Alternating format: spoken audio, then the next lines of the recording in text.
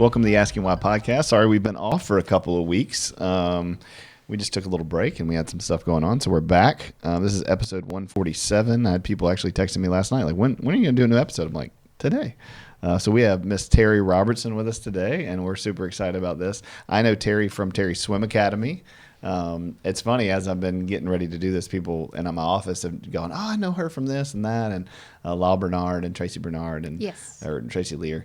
You know, those. Known them for a long time. Yeah, absolutely. So welcome and glad to have you. Thank you. Nice to be here. Yeah, absolutely. So you have helped my kids tremendously and our friends' kids with swimming lessons. And since we're moving into the summer, me and you've been talking for a couple of years now about having you on and just talking about the benefits of swimming. You know, I am a big scaredy cat when it comes to kids in water. As a therapist, you know, I've heard tons of horror stories of drownings and issues, and you know, and I know you as a swim coach have dealt with that a lot too. And I wanted to have just a robust conversation about your story, and at some point by the end, just really talk about some of the fears and some of the practical ways in which parents can help their kids, you know, be healthy in the water and safety concerns and all that kind of stuff. Okay, sounds good. But let's start with your story. Tell us about you and who you are. And okay, my story is very much a God story. Yeah. I am a school teacher, and that's kind of where how I got started with swimming. A lot of years ago, my husband, and what brought us to Bossier Parish was John Deere. My husband managed the John Deere dealership here, and one summer he, you know, retail is just cutthroat, and one summer his boss decided that was the job he was doing was not enough, and then given the opportunity to do something different, he decided to go back to school. And going back to school, he wanted to have the testimony to go through school without borrowing money. Right. And at that time, we had 3 boys at home. And so, you know, trying to make ends meet, I'm a school teacher. We had a pool in our backyard, and I thought, well, let me try giving swim lessons a try. And I did in our backyard and loved it, found that it was just so fun. And while he was in school, I would do swim lessons through the summer and then tutor through the school year. And swim lessons are a whole lot more fun than tutoring. And at the time, I was at Cope Middle School. Okay. Across the street from Cope Middle School, there was an indoor pool. It was a scuba shop. And so one day I walked over there and introduced myself to him, and in essence worked out a deal where I could rent the pool from him to do swim lessons anytime I wanted to. And I started doing that year round when my schedule would allow it. And what year was this? Well, he lost his job in 2003. I started doing swim lessons in 2004. Wow. I started at Red River Scuba, just doing lessons on my own. That was probably 2009, I think. Okay. And really, I did that for about 3 years with him, or at Red River Scuba, and he kind of watched how I did things, and he started talking to me about starting a swim lesson business. And I really didn't want to do that because I always said that was my fun job. And I equated it to school. I didn't want to watch somebody else. I didn't want to be the principal. I didn't want to watch somebody else do my fun job. I wanted to be in the water with the kids. And so I'm not stretching the truth to say for 9 months, he talked to me about starting a swim lesson business. And as I prayed about that, I felt like God said, proceed with caution. I was like, okay, God, that's a weird answer, but okay.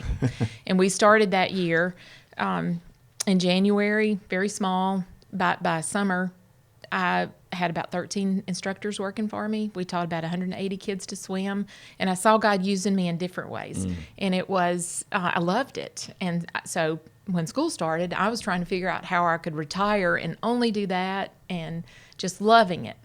Well, along about October, I went in after school one day, and the guy who owned the building, who I had a swim lesson business with, he owned the property, and he was selling the property. And he was selling the property to my competitor.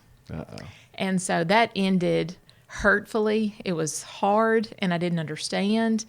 So it was somebody else that taught swimming lessons as well? Well, it was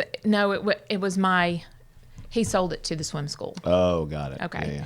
And so anyway, when that ended, I was like, okay, God, what's, you told me to proceed with caution, and I did, and I don't understand. And That's hard. It was hard. And Daryl and I immediately started looking for land. And, we couldn't find anything. And there are no pools. There are no indoor pools. And so anyway, for about 3 years, I didn't have a business. And by that point he was, back at work, and I didn't have to keep doing lessons, and I took some time off, but just missed it and loved it.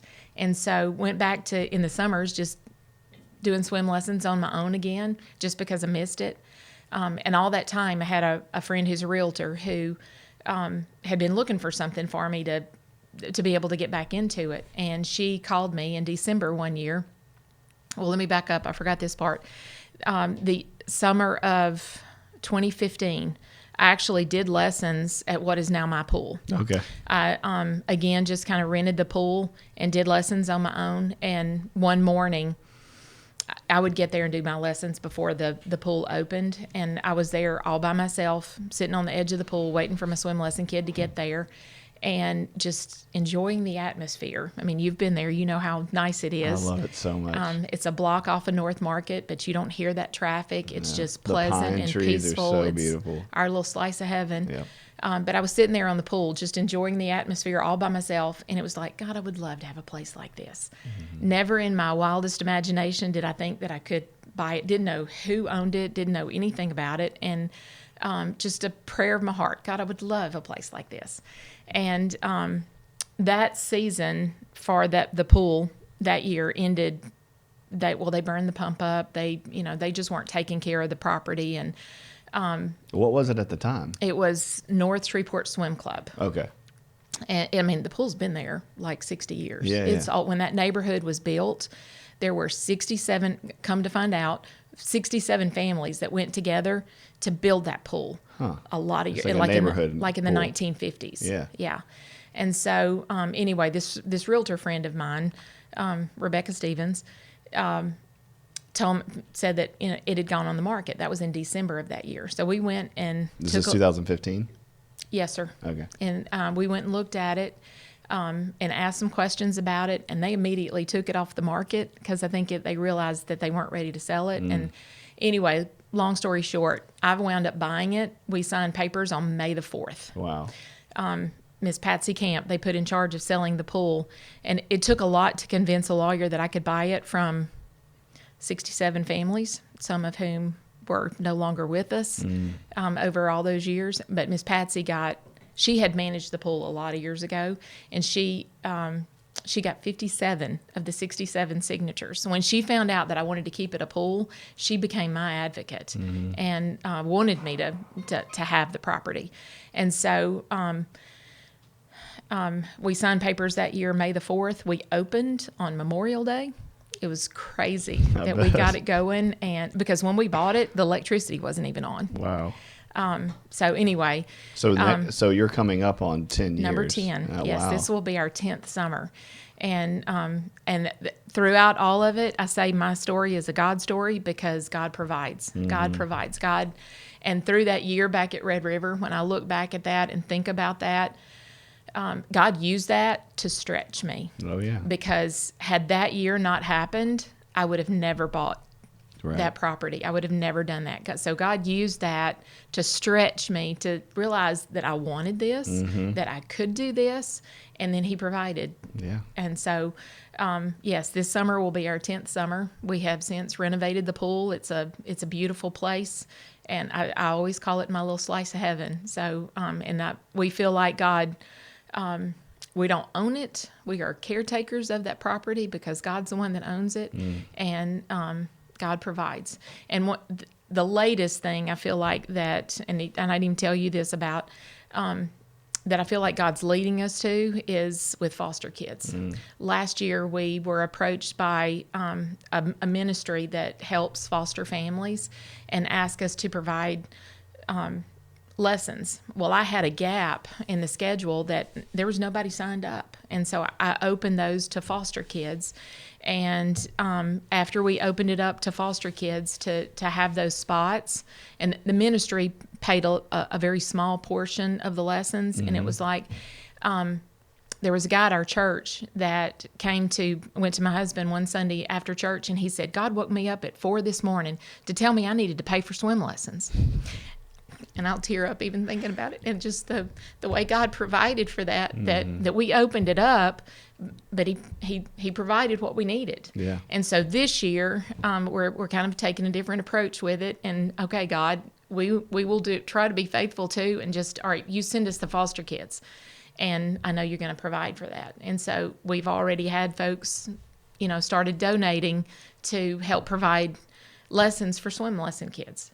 Awesome. For foster kids. Yeah. And so it's just been really cool to see how God continues to use that property to bless people. I feel like we've been blessed to in turn be a blessing. That's right. That's a beautiful story. So my story is a God story, and I always want to give him credit. That's right. Well, and that's the beautiful thing though is going out there is this. What I was telling JC this summer. We were like, are we signing back up? Like, are we doing lessons? What are we doing?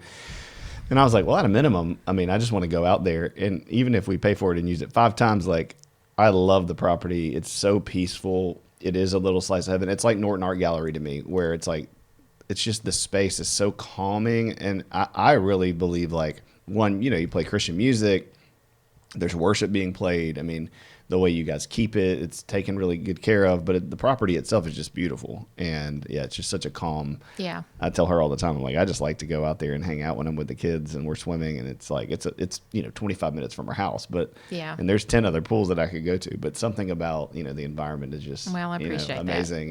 That. And we love you and love what you do and your heart. And and I've also had one of our families, one thing that he said to us, he said, this is the most integrated place in Shreveport. Oh, yeah. And it's, I feel very blessed that we have the atmosphere that we do, and we have lots of different races that come. Oh, yeah, absolutely. And everybody's welcome, and everybody is just hangs out and has fun together. It's and a beautiful picture of the body of Christ for sure. And that's what when he told me that, I said, this is what heaven's going to be like. That's right. It's not going to matter. We're just going to be having fun together. Absolutely. Yeah. It's crazy being in people that listen to this all over the world. Like, they don't understand the South maybe, but it is interesting. We're still very segregated when it comes to churches and pools and social settings. And yeah, it's great. My kids went to Montessori forever, and we went there specifically because it was diverse in its culture.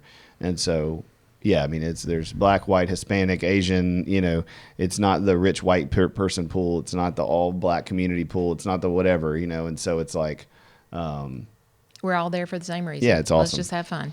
Well, tell me, for people, we're moving into summer, kind of why are swimming lessons important? What are the things that you would want to kind of tell families starting out, or, if they have a teenager who hasn't swam, if they have a 12-year-old who hasn't swam, or if they have infants and they're moving into kind of like swimming, what's kind of your pitch? Well, and that's I feel like water safety is the passion that God gave me. Mm-hmm. And that's in learning to swim.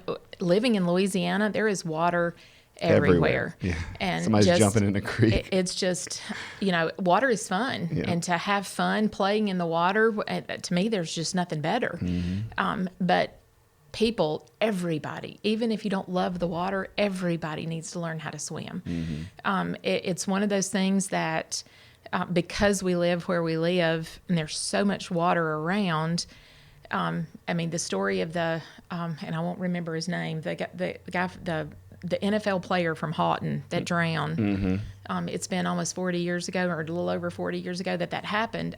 He didn't know how to swim, but he saw kids in trouble in the water, and he went in to help them.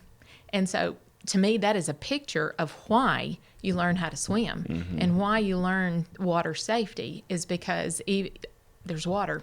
Somebody's going to be in it. And mm-hmm. do you know how to help somebody that gets in trouble in the water? Mm-hmm. And literally the water that he drowned in, he could have stood up in. Mm-hmm. And it's just, you just need to, because we live where we live, you need to know it, and your kids need to know it. We have lots of folks that come to swim or come to lessons. They'll bring their kids to lessons because they don't know how to swim. Yeah, and they want their. And I so appreciate that of parents because they see the need, and it's a need for all of us, no matter whether you intend to be in the water or not. Mm-hmm. That's good. Tell me some of the misconceptions. I know drowning is one of the number one causes of death for kids under 4, but drowning is a wide umbrella, correct? Yes. So can you tell me a little bit about the myths of that, or what's created some of the biggest, fear, what's rightly feared, Well, traditionally, and you talked about the races in the South, and that's the, I don't understand this, but some black families were told that there was a different density in their bones and that they couldn't learn to swim. There was no way that their bodies would sink, and that's just a flat out lie. Right. It's their bodies are no different than any other race. And so the misconception of whether they can learn to swim or not, yeah, everybody can learn to swim. Sometimes people come to me and they want to, they go through swim lessons. They want to know at the very end of it that their kid's going to learn how to swim. And I always tell them, well, if they do what I ask them to do, yes, they'll learn to swim.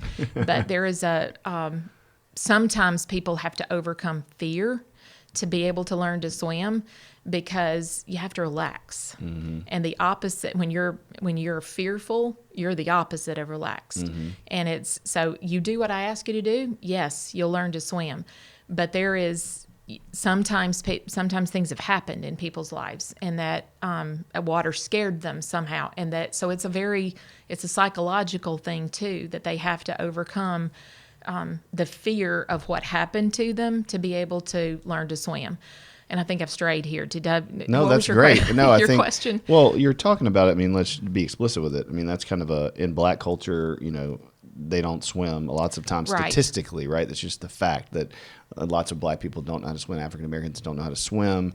If you look at it overall, right, there's more white people, there's, population size, but the demographic I was reading before we came on, like that African American teenagers are the number one, drowning victims in the culture.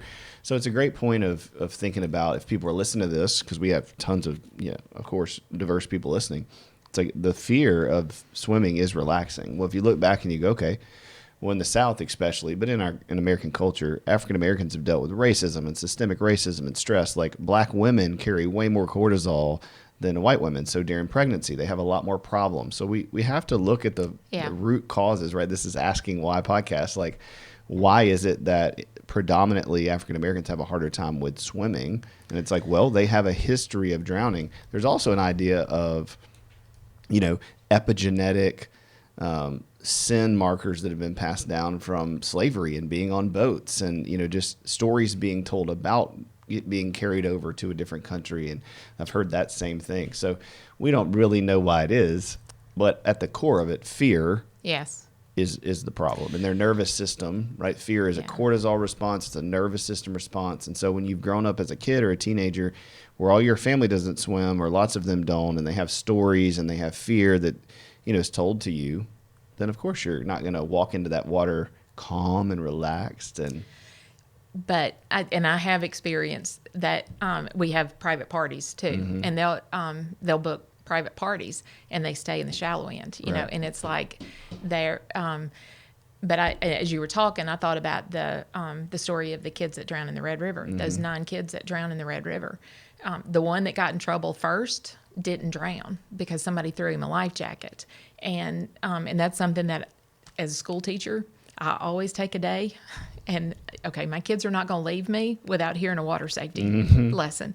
And it's whether you know how to swim or not, if you get in water over your head, you couldn't save somebody. Right.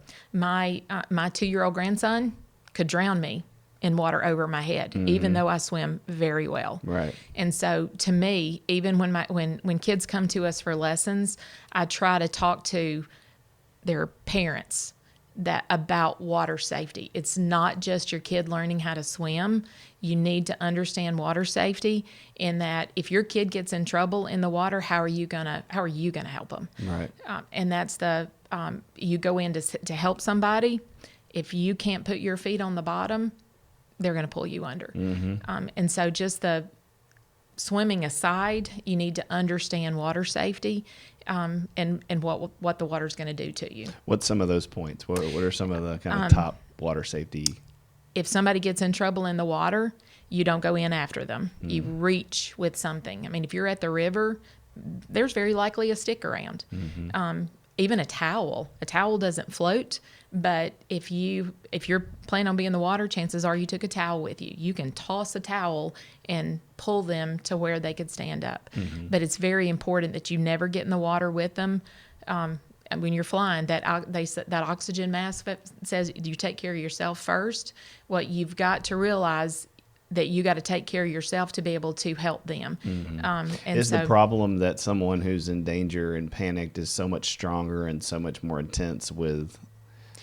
They become very strong. Right. Yes, they do. And that's the, I mean, you think about even somebody very much smaller than you, and that there have been a couple of times that when I was teaching swim lessons that I got in trouble in the water with a kid that I was helping because the kid was panicking and the lifeguard had to save me.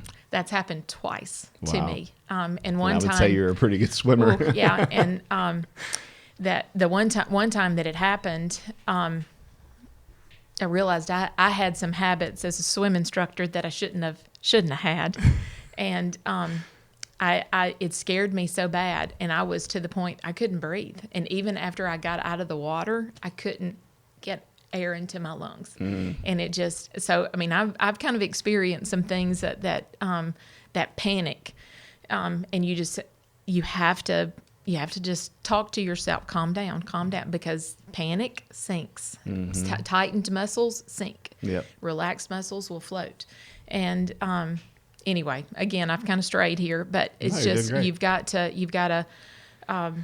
You're not straying. This is the part of having a fun conversation and see where it goes and what comes up. You know, you have so many years of experience and expertise. Like, people don't know this stuff, and it's good to talk about it. Yeah, and that's the thing that even people who know how to swim, they think they could save somebody. Oh yeah. And you got to realize. Yeah, I think I could jump in and save somebody. I'm a great swimmer. I love to swim. I've always loved swimming, but yeah, I've been in the pool with my 4-year-old and 8-year-old and gotten in trouble messing around with them playing, and then they got too deep and I got too deep in the deep end of somebody's pool, and it's not easy to get up and out. And you have to deal with the psychological aspect of abandoning someone who's on top of you. Yes. So you're trying to swim with a kid who is going to drown. What do you just push them off and let them drown? Like, there's a thing where you can't do that, and now you're both in panic mode. Right.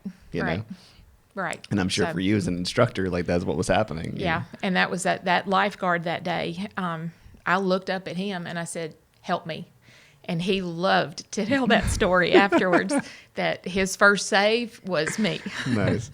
You get instant raise. Yeah. So anyway. That's great. That was a fun day. All right. What other safety? I bet it wasn't. What else are some safety mechanisms that you would tell people about water? I would tell them to take swimming lessons. I would tell them to take swimming, and we have all ages. I start at 3 years old, and then when we go all the way up through adults, and we do have quite a few adults who take lessons, and I'm so proud of them when they do. And there's one in particular that has come to my mind several times as we've talked today. And she's an African American lady, and she had a scary incident. She loves to fish, and they have a bass boat, and she got in the boat one day wearing a life jacket, and as she stepped on the boat, she lost her balance and she fell in the water. And even though she had on a life jacket and she wasn't going under, she panicked, and her husband had to help her into the boat and save her. And she came to swim lessons after that, and sadly, she never overcame that fear. And we had a real hard time teaching her to swim, because every time she would put her face in the water, it was like she remembered that. Yeah. And she had just a real hard time overcoming that. So it's back to the same thing. You've got to overcome that fear, but never give up. Yeah, I would say that, for me as a therapist, my encouragement for people that have had a traumatic experience like that, or have had a history, is like, do some work in therapy first before going and trying to put yourself in those situations. Now, exposure therapy works in the sense that maybe you start at the edge of the pool, you put your toes in the water, like, I'm sure, like that kind of stuff happens. But when you find somebody, it's not a weakness. It's not that you're. Oh, no. It's that you have to, do some nervous system work to get in the pool. And we're talking about water. This could be dogs. This could be cats. This could be being a parent. I mean, our body responds to things that we've experienced, from a traumatic situation, or just heard. I mean, that's where a lot of racism comes in. So where a lot of sexism comes in, is people just hearing about another race or another culture, another religion, and going, well, these people are that way and this is how they are and you need to protect yourself. Not having any experience with it whatsoever. And then you're walking down the street avoiding that person or in class with that person and you have all these nervous system responses and automatic things. It's like that's what swimming is. People have heard bad things about water or they've had a bad experience with water. Yeah. And for you, I would say the same thing. I'm not a swimming instructor, but like that's so sad because water's so amazing. Oh, yeah. Yes. You got to get baptized in it. And that's, I would hate for somebody to feel like they can't get dunked underwater, We had one little girl one year that she had asked Jesus into her heart, but she wouldn't get baptized. And after she took swim lessons at the end of that summer, she told her mama, I think I can get baptized now. That's amazing. Yeah. Yeah. I mean, that doesn't make it all worth it. I don't know what does. That was a cool one. That's awesome. Any other direct safety things? Well, and I know you want to kind of touch on ISR. Sure. And that's we start formal lessons at 3. Okay. Before 3, I do offer a mom and baby session. We used to do mom and baby lessons, and really, in all honesty, after 3 or 4 lessons, parents were thinking, what am I paying for? Right. And so I started offering a mom and baby session in which I can teach moms and dads and grandparents some things to do with their babies, because babies can swim. I had a 3-year-old who could swim the full length of the pool, 75 feet. Mm-hmm. And so they can swim. It just takes a lot of time. And that's the one thing that, ISR parents invest a lot of money. And what does ISR stand for? Well, I always forget. Infant Survival Rescue. Something Infants, like that, yeah. Something. And that's the amount of money. And I had tremendous difficulty transitioning kids from ISR to swim lessons. Mm-hmm. And so because I was having difficulty, infant swimming resources. Yeah. But it is a survival technique. Yep. It's strictly survival training. Right. Yep. So I did some research in it, and if I did what I did for money, I would offer ISR. Mm-hmm. But it's very traumatic. In the words of parents, I had one that he came to us at 3 in a regular swim lesson, and he screamed full 45 minutes. I got in, tried to help, and he's screaming. And after about 3 weeks of that, typically what I'll do is, and I went to the parents and I said, maybe he's not ready for lessons yet. And the daddy said to me, it is not that he's not ready. He loves the water. He's not afraid of the water. He's afraid of instruction. Mm-hmm. And those are a parent's words. And I feel like from the research and the things that I've done with ISR, that's it. They're afraid of instruction. And that kid in particular, I was able to get through to him and get him past it, mm-hmm. and he'll be on our swim team this summer. Wow, that's crazy. I wanted to give we talked about this before coming on. I've been wanting you to come on and talk about ISR for a while because, and for people that don't know, ISR is when you take an infant and you train them how to survive if they fall into a pool. And I'm not going to say I'm pro or against or for or against ISR. I think everything has its place in our culture. Just like, let's say, crying it out. A lot of parents, when they have babies, the culture is, oh, well, you just let them cry. They'll get used to it. They'll self-soothe. They'll figure it out. And there's tons of books written on these things. And there's pros and cons on both sides. And I always say you have to know your kid. You have to know yourself, and you have to seek wise counsel before taking any of these kind of techniques and just making them normal. One of the problems I have with ISR is as much as I search for it, there's not any real evidence, peer-reviewed research.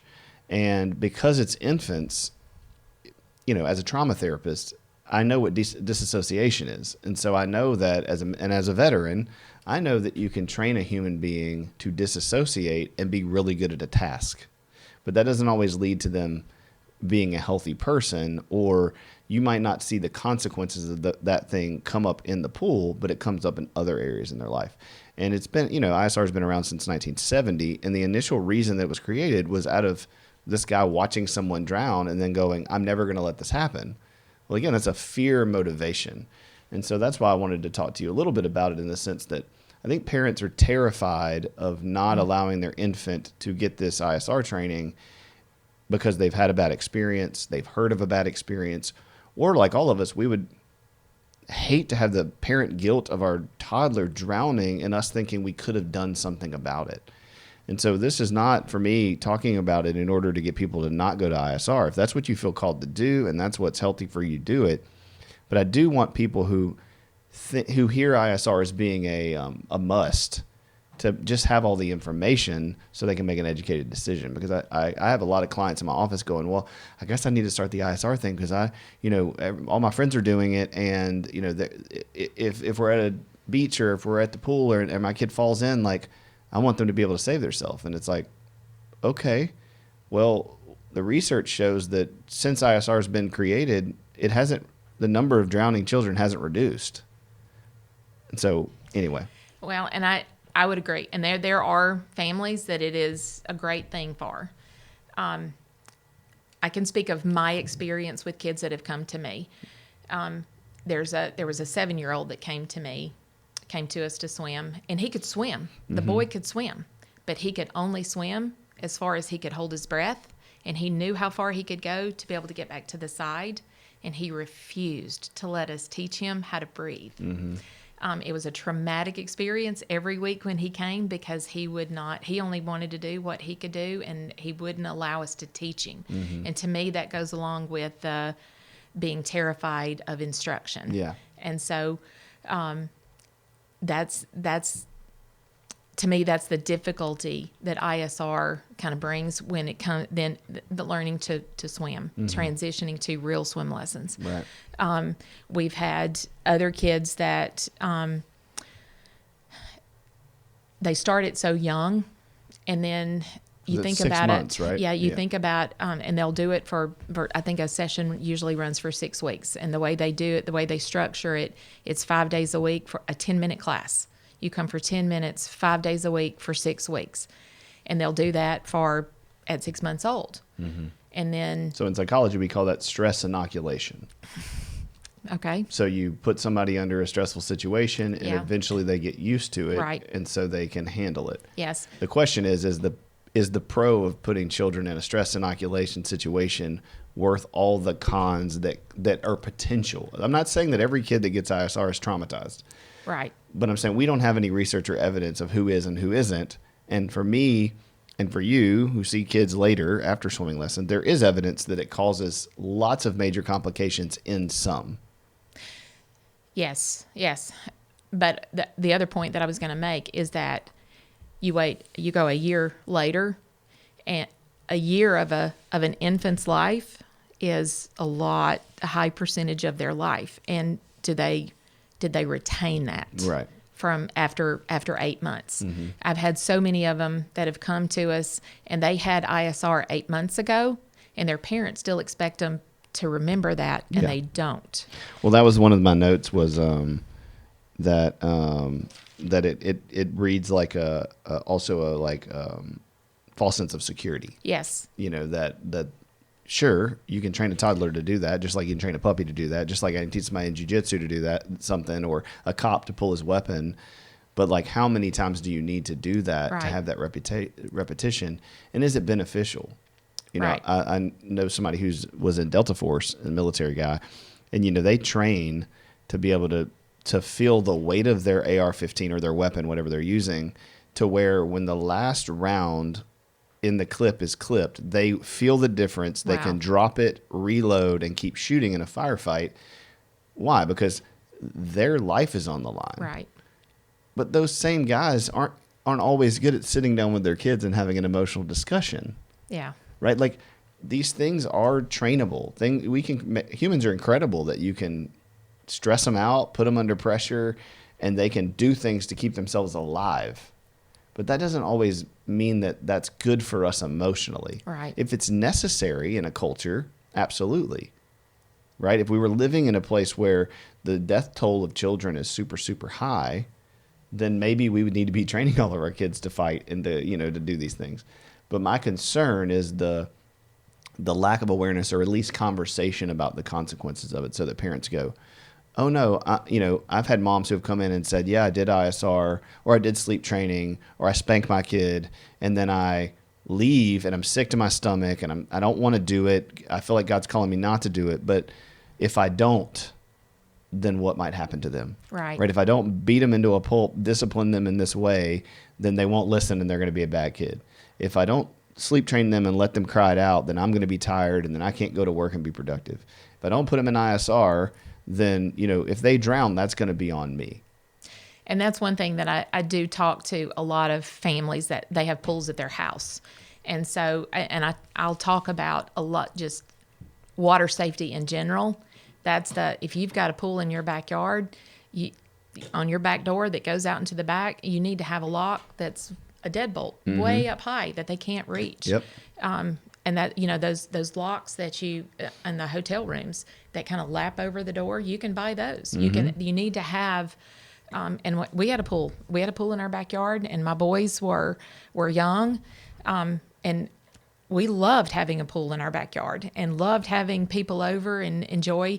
We always had a word that, we teach our children not to interrupt adults when they're carrying on conversation, but we always said, if we're having a gathering and something happened at the pool, you come in the house and you say that word loud so that we know it was, I don't even remember what the word was now, but families need to have a code word that there is an emergency at the pool and you're not being disrespectful to interrupt by coming in and saying that word. And so so talking about water safety just in general, not just that safety needs to be on our minds all the time. Yep. I think the time. 100%. And I ordered, this was probably 6 or 7 years ago, I'd had some clients that had a kid drown and was working with them. And it was, kid got in the backyard at somebody's house and the pool was empty, but there was about 3 feet of standing water, and the toddler slipped and fell. And again, swim lessons or ISR are not going to save that kid. Like there are circumstances in which we cannot protect everybody and save everybody. Yeah. And for somebody who's listening to this, whose kid might have drowned or who has been in a situation where water has caused trauma, or if you're an ISR instructor or a regular swim instructor, I am not trying to say your job is pointless or you shouldn't be doing it. I'm not saying that these things are not good. I just feel like I have so many people who, as a counselor, I'm trying to counsel and what to do, and they don't have all the information, and they're doing it from the wrong heart posture. And I just want people to have access to all of the information. If you're an ISR coach, I know a couple, they are doing it for their heart's in the right place. They're trying to help people. And some of those families need that to feel stable and to be able to go to the pool and to be able to have a culture and a life that they can lead in peace. And that's great. Yeah. And and I do know folks that it is very beneficial for them. But I think that the ones that I've struggled with is that a lot of those parents they're afraid of water. Yes. And so they put their child through this because they don't want them to have the fear that they have. Right. And I get that. But it's more of a time commitment. You've got to put the time commitment in with your child to help them to overcome the fears that you have as a parent. That's good. There's no healthy way in which being a reactive parent is beneficial for your child. When you're reacting out of your own projected anxiety and fear, whatever that is going to be problematic. As we're talking about that, I remember something that one of my daughters-in-law said to me. When their baby's 3 now, and she was, for the infants, they have those, I think they're called owl socks that, and she was debating whether to get one to get those. And we used one for the first kid. Yeah. And she said, there comes a point in time that you just have to trust in the sovereignty of God. Right. And a drowning, every time I hear a drowning, it just, it kills me. It breaks my heart. And I have grandbabies, and I don't want to have to face a drowning ever. But I think we have to look at the big picture, and water safety has got to, and you got to watch them like hawks. You got to watch them like hawks all the time. There's not, and it's hard. It happens so fast. Yeah. I was going to say earlier, I ordered these bracelets. And speaking of water safety, watch your time. I know you got to go. You're good. we have these bracelets. They're just like, little plastic bracelets, and has this little key thing on it that, it's annoying enough for you to remember you have the bracelet on. And it was like, when you go to the beach, so here, you're the child watcher. And so if you're going to trade off, you hand the bracelet to the other person. They put it on their wrist, and they know I got eyes on the kid. Good idea. And so it was a company selling or giving these things away. And so I ordered like 50, and I was giving them to my clients for the summer and just saying, hey, look, I'm a freak about this. And this is the thing. I am, trusting in the sovereignty of God, but I don't want people to be dumb either. Right. And it's like so many times, we just don't have the right information. And so we think things are okay that are not okay. It's like, I tell people this all the time. We're in a culture where we won't let our kids ride our bikes in the neighborhood. They can't go buy their own thing at the store or in the gas station. And yet we let them have a smartphone and an iPad in their hand. Yeah. And it's like, what? Like, what are we doing? I've worked in trafficking for 10 years. It's very unlikely for someone to take your child. It's just the stats. Like, I'm not saying it doesn't happen. I'm not saying it's horrific. It is horrific.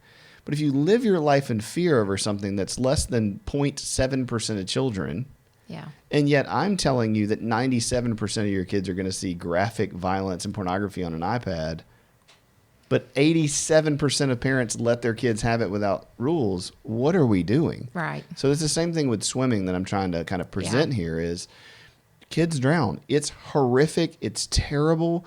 We don't want it to happen to anybody. But the research is showing that, there are certain things that are beneficial that take time and energy that are far less likely to prevent drowning than putting all your hope into a 5 or 6 week course that then makes you think you're okay. And then that causes more problems, right. And has a lot greater risk to toddlers, in the long run. Yes. And that's parents especially with the first one, the first one, you're hypersensitive about everything with the first one. And it's there. I mean, one of the things that I tell parents all the time when they're little, when they're babies is not when they're a week old, but at some point it's okay to pour water over their head while you're washing their hair. Right. To me, one of the biggest things that we as parents need to do is teach our kids how to be okay. Right. You pour that water over their head, they cry about it. Do it again. You're not hurting them. You're teaching them to be okay. Mm-hmm. And it's, they cry because they don't want the water in their eyes. And I mean, don't be cruel to them, sure. But you teach them little by little by little to be okay. And to me, that's swim lessons is a progression. Mm-hmm. We will push your child to do what they are ready to do when they're ready to do it. Yep. And we need to be patient. Well, and in some ways they have to be able to tell you. Yeah. And I think that's the problem that I have with a lot of infant things that we have in our culture is that we have assumed a lot of things because of our fear and the convenience for our life as Western Americans that we go, well, here's a quick fix. Here's a thing that works. These people have said it works, and there's no harm in it. And I read for the last 3 years on ISR, swim lessons, because of some personal things we had in our lives, clients that I've had things to happen. And again, not anti, but going, okay, well, there's a lot more evidence that these things long-term have lots of risk that we're just ignoring, that we're saying it's fine. Because, I'm not of the ilk that kids shouldn't suffer, right? I think we live in a world where we have to create difficulty for our children so that they can build resiliency. There's a whole swing of, for decades, kids are to be seen and not heard, and we beat them and yell at them, and now look at us. But now we're swung over here to where it's like, let's validate all our kids' feelings, and they can never suffer, and they never have difficulty. I'm not saying that. Yeah. I'm saying there's a level of stress that you can put a child under that leads to collapse or disassociation that they're not going to be able to tell you is happening. Right. Whether it's sleeping or swimming or discipline or forcing a kid to sit at the table and eat their mac and cheese, there's children that are toddlers and infants need co-regulation. They need us to be okay, and we need to be confident. And if we're Christian, be confident in what the Lord is doing and who He is. And then our nervous system is regulated, and then we're not treating something like a crisis. We're not forcing something on them and saying, you just have to deal with it. And if you deal with it hard enough and long enough, you'll stop having emotions about it, and then I'll feel better because you're okay, and now we're all okay. That's like literally the core of addiction. It's the core of anxiety and depression. It's the core of suicidality, is children growing up in families where their emotions and their needs are suppressed so that the adult can feel okay. And sometimes I feel like in lots of things in life, that's the thing we are ignoring as a society because we see the benefit outweighing the cost. And I'm like, well, who's actually talking about the cost? Are we actually going to have that hard conversation? Or, I read a bunch of like pro ISR research, and I read it and looked at it. And by all means, everybody listening to this, please Google to your heart's content swim lessons and, and ISR and go do your own research. That's all I'd ask you to do. Yeah. And see if you come away with it with any evidence or facts that it's a just simple thing. Again, not that you shouldn't do it, but it's not as simple as it's completely harmless. Right. Just like swimming lessons. I mean, that's going to cause stress and it can cause harm to certain kids, and you need to know when they're ready and when they're not. Right. Right. Please don't throw your kid off of a dock. I had a daddy call me one day and say, "Do you teach him to swim by just throwing him in?" I was like, "No, sir, we don't do that way." But look, a lot of us, I mean, I've talked about this many times with clients, and they're like, "Well, that's how I learned to swim, Right. and I'm fine." Right, sink or swim. You know, and it's like, okay, well, you're using your tiny research, your life, your one research candidate, and going, well, because I'm okay, we're all okay. Right. And I think so many times we do that. Like, I started drinking at 15. I smoked cigarettes for 90 years, and I'm fine. It's like, okay, well, you're one person. Yeah. So let's not take one anecdotal, thing and say this is the generality. That makes sense? It does. All right. I think I beat the ISR, like a dead horse. But the goal of this was to talk about your life, what you got going on. I think it's incredible what you're doing. I hope that people, whether they are going to need ISR for their infant or they want to do swimming lessons, that they will look into this stuff. And at least in Shreveport and Bossier, they have you. And I think that you're an incredible resource for our families. If they have questions about, swim safety, I would just challenge parents to ask yourself, why am I scared? Is this based on facts and evidence? What's the research show? And then, get some good counsel and get some good support around it and teach your kid to love the water. Oh, yeah. And that's saying that my story is a God story. I mean, what a good God we have. Mm-hmm. He wants us to have fun. He wants us to enjoy life and to be able to, and just, I don't think we're going to sit around in heaven on a cloud and just hum all day long. We're gonna be doing something. Oh. We're gonna be, and I do think that the playing in the water is just a blessing of God, mm-hmm. And I'm very thankful for Terri Swim Academy. I'm thankful for the atmosphere that we have, and it's fun, and it's not just Terri Swim Academy. I mean, we've got there's so much, people come to me to learn how to swim because they want to go on a cruise. Mm-hmm. They want to be able to do this. They want to feel comfortable in other areas. And talking about swim lessons and safety, maybe I need to talk about some of the things that we do teach. Our lessons last for 9 weeks, and every week we have a lesson. And some of the major lessons of water safety. Is you never swim alone. Mm-hmm. You always have somebody there with you in case something happens, even if you know how to swim. One thing that kids like to do is play hold your breath games, mm-hmm. and you don't do that. What happens when you hold your breath too long?